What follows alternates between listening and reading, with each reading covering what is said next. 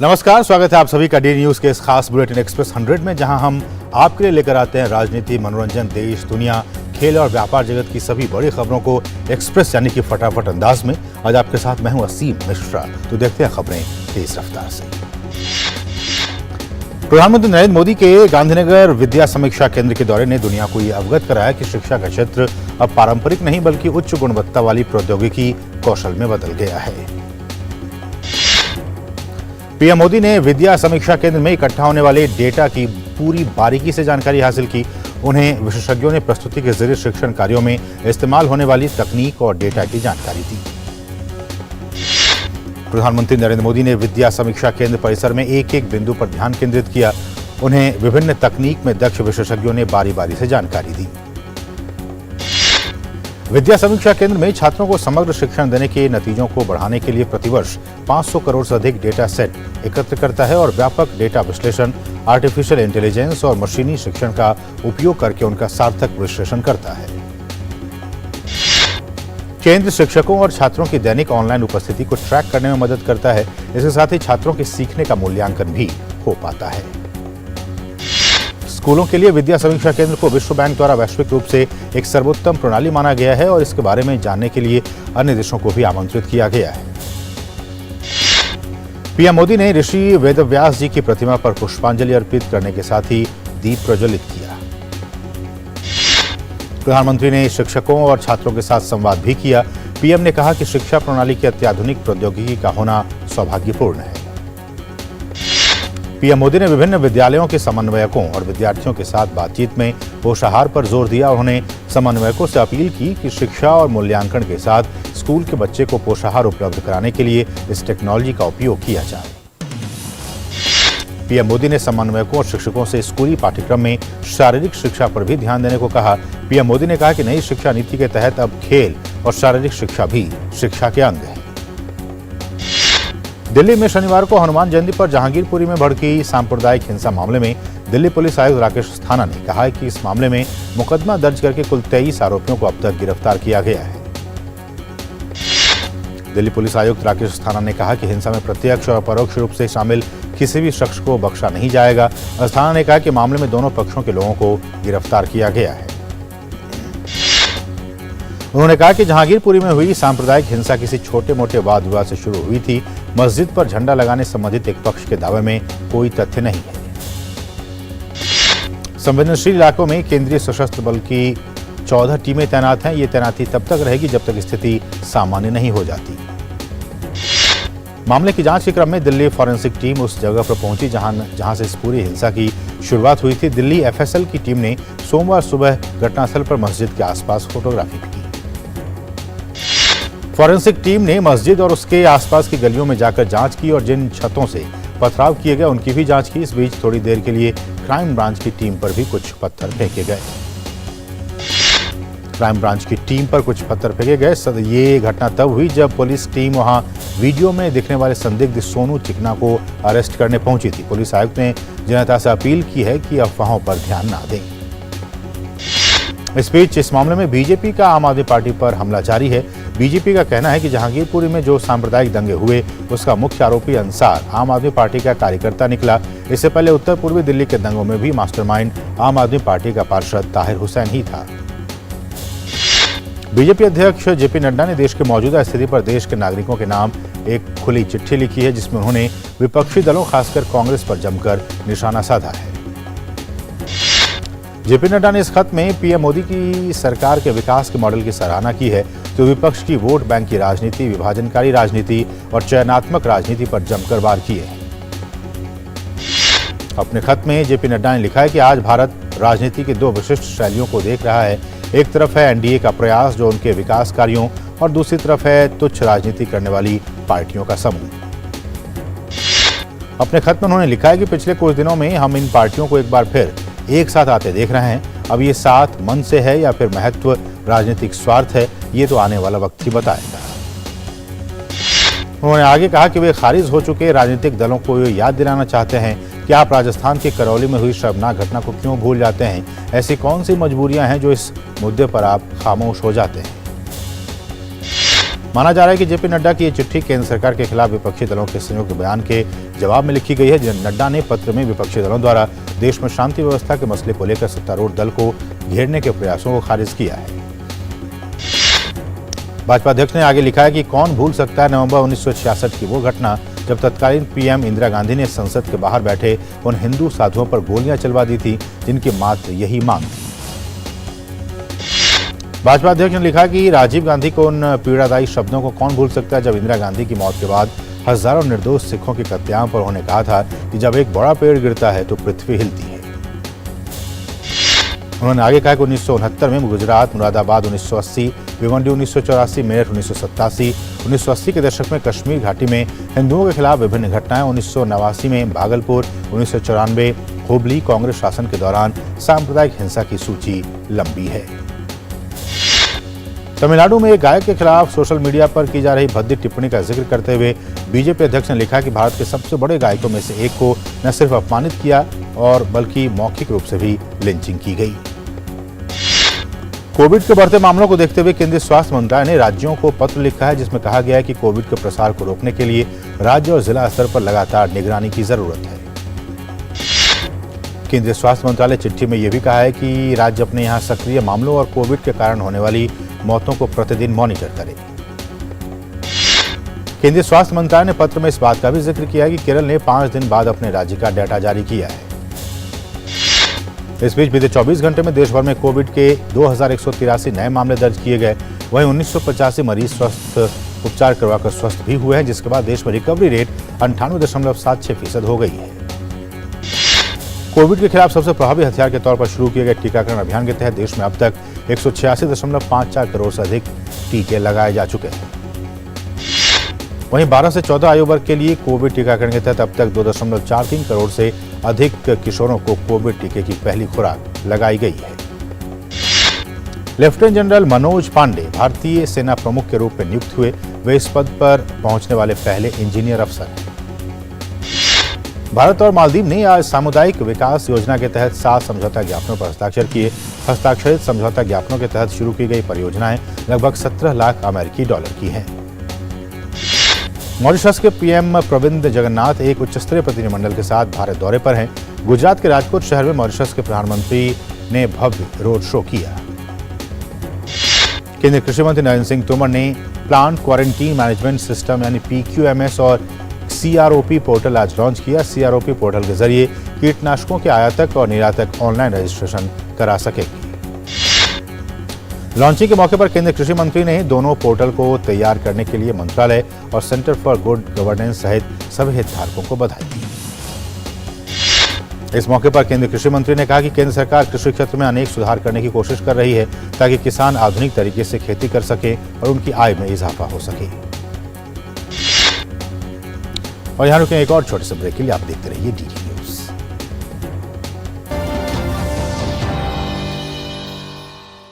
इन Orient fans में BLDC technology है, यानी बिजली का बिल ऑलमोस्ट आधा। Orient BLDC fans, very silent, very powerful, very efficient. ये लो। गुड न्यूज सर, आज से आपको पेट्रोल पे 20% का डिस्काउंट मिलेगा। 20%। लॉटरी लग गई तो मेरे बाकी के पैसे क्यों नहीं डाले?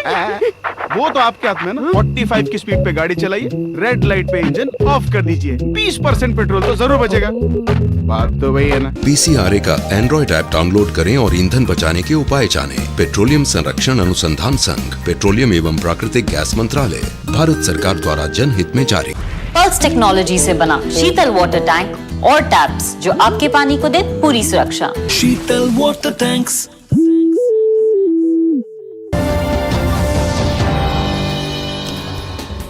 और कुछ दूसरी अहम खबरें फटाफट अंदाज में।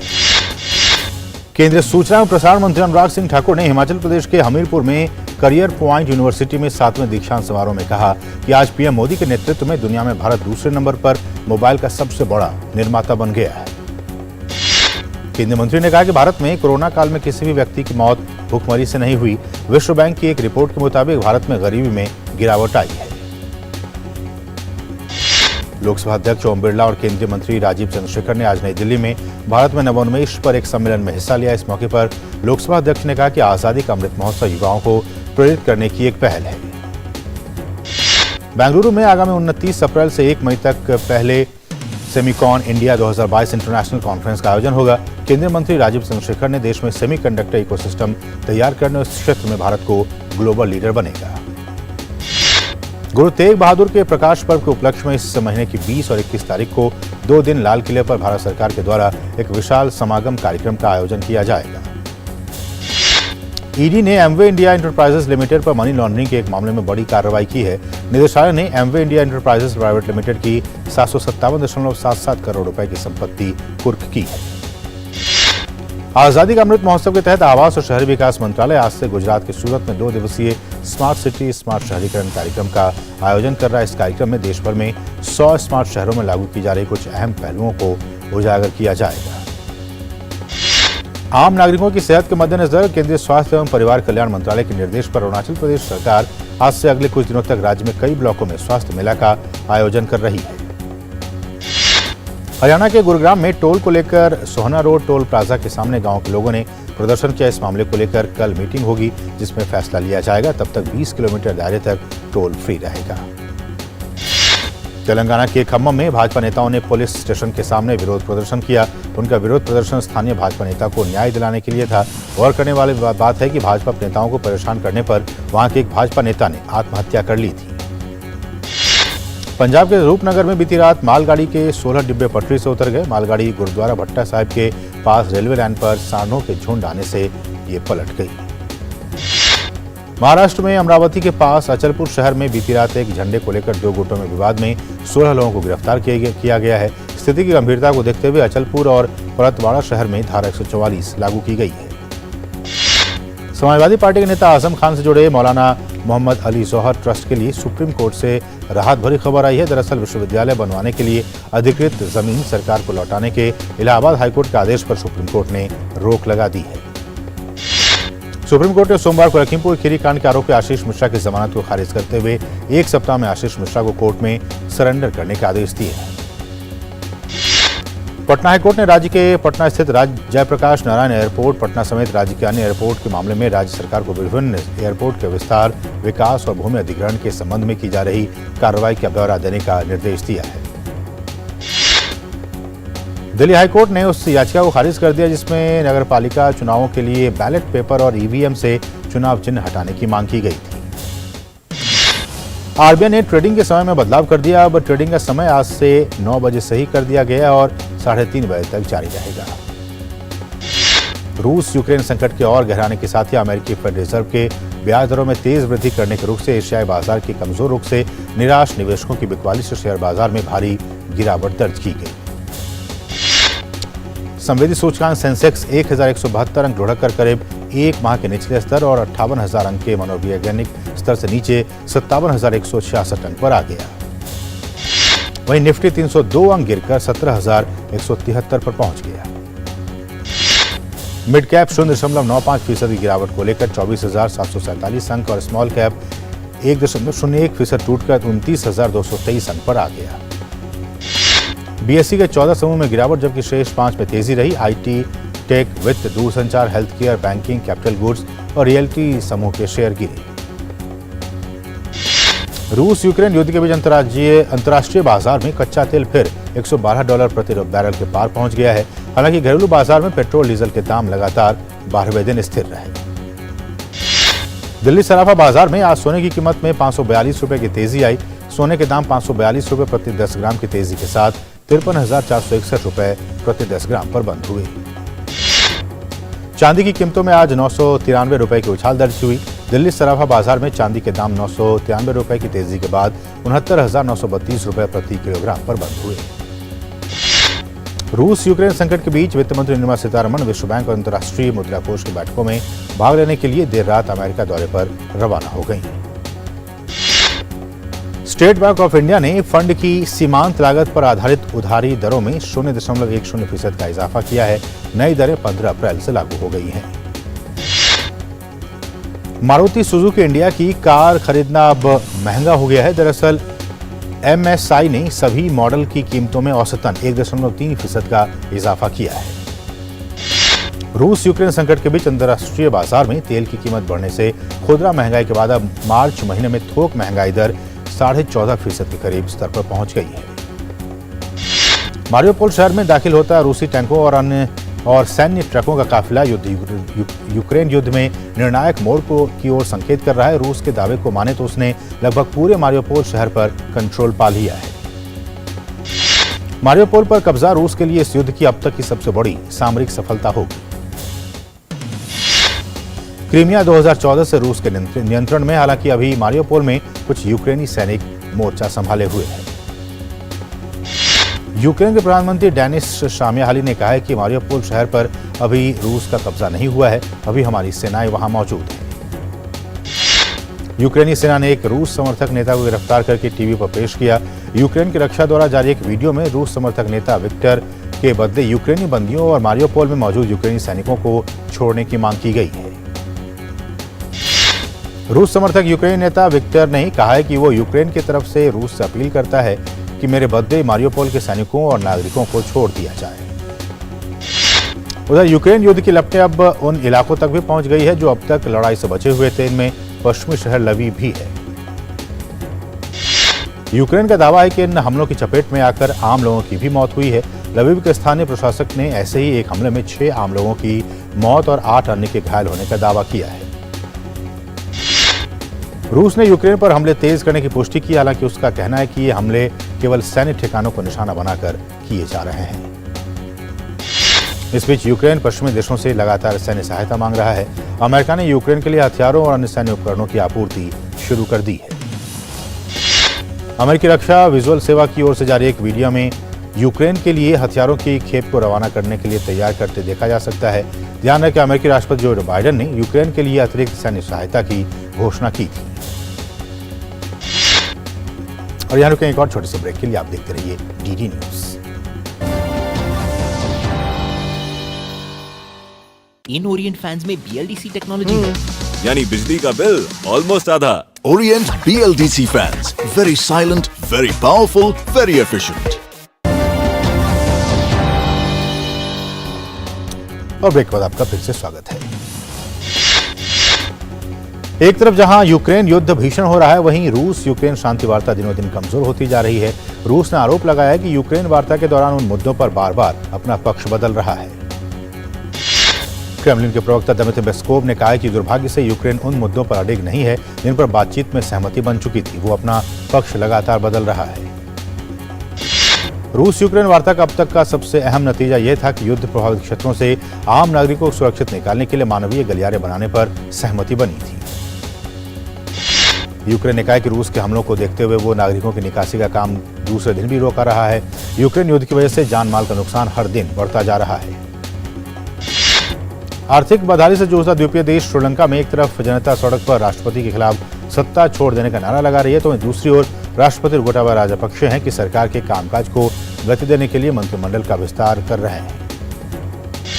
5 नए मंत्रियों को शपथ दिलाई गई। इनमें से अधिकांश विभाग सत्ताधारी पार्टी के लोगों को ही सौंप दिया गया। अब भी लोग सड़कों पर मौजूद हैं। राष्ट्रपति के इस्तीफे से कुछ कम मानने के लिए वो तैयार नहीं है। विदेशी मुद्रा के गंभीर संकट से जूझ रहे श्रीलंकाई सरकार का एक प्रतिनिधिमंडल अमेरिका के दौरे पर है। ये प्रतिनिधिमंडल $4 अरब का राहत पैकेज पाने के लिए अंतर्राष्ट्रीय मुद्रा कोष से बात करेगा। आर्थिक संकट से निपटने के लिए सरकार के विपक्ष के विरोध में विपक्षी नेशनल पीपल्स पार्टी के सैकड़ों समर्थकों ने रविवार को दक्षिणी शहर बेरुवाला से श्रीलंका की राजधानी कोलंबो तक 3 दिवसीय 57 किलोमीटर मार्च की शुरुआत की। श्रीलंका की एक स्थानीय अदालत ने सोमवार को श्रीलंका के सेंट्रल बैंक के पूर्व गवर्नर अजीत निवाड पर यात्रा प्रतिबंध को बढ़ा दिया और उन्होंने 2 मई को फिर से अदालत में पेश होने का भी आदेश दिया है।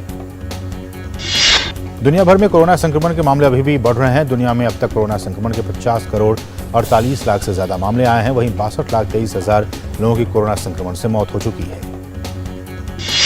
वहीं कोरोना संक्रमण से दुनिया भर में 45 करोड़ 60 लाख से ज्यादा लोग ठीक भी हो चुके हैं। अमेरिका में अब तक कोरोना के कुल 8 करोड़ 23 लाख से ज्यादा मामले सामने आए हैं। अमेरिका में अब तक 10,15,000 से ज्यादा लोगों की मौत हो चुकी है। फ्रांस में कोरोना संक्रमण के मामले लगातार बढ़ रहे हैं। फ्रांस में अब तक कुल कोरोना मामलों की संख्या बढ़कर 2 करोड़ 77 लाख हो गई है। जर्मनी में भी कोरोना के 2 करोड़ 34 लाख से अधिक मामले दर्ज हुए हैं, जबकि रूस में कोविड के 1 करोड़ 80 लाख से अधिक मामले दर्ज किए गए हैं। चीन के शंघाई में सप्ताह भर के लॉकडाउन की शुरुआत के बाद से पहली बार कोविड से मौत की सूचना मिली है। अधिकारियों ने बताया कि 3 मरीजों की स्थिति गंभीर होने के बाद उन्हें अस्पताल में भर्ती कराया गया, लेकिन उनकी जान नहीं बचाई जा सकी। भारत के उभरते हुए टेबल टेनिस खिलाड़ी 18 वर्षीय विश्व दीन दयालन का सड़क दुर्घटना में निधन हो गया। प्रधानमंत्री नरेंद्र मोदी ने विश्व दीन दयालन के निधन पर दुख जताया। स्पेनिश लीग ला लीगा में रियल मैड्रिड ने सेविया को 3-2 से हरा दिया है। करीम बेंजेमा ने इंजरी टाइम में गोल कर रियल को जीत दिला दी। बुंडेसलीगा में खेले गए एक मुकाबले में बायर्न म्यूनिख ने आर्मेनिया बिलफेल्ड को 3-0 से हराया। प्रीमियर लीग में न्यूकैसल यूनाइटेड ने लेस्टर सिटी को 2-1 से हराया। स्टेफानोस सित्सिपास ने लगातार दूसरी बार मोंटे कार्लो मास्टर्स का खिताब अपने नाम किया। सित्सिपास ने फाइनल में अलेक्जेंड्रो डेविडोविच फोकिना को शिकस्त दी। इसके साथ ही एक्सप्रेस में बस इतना ही। मुझे और हमारी पूरी टीम को दीजिए अनुमति।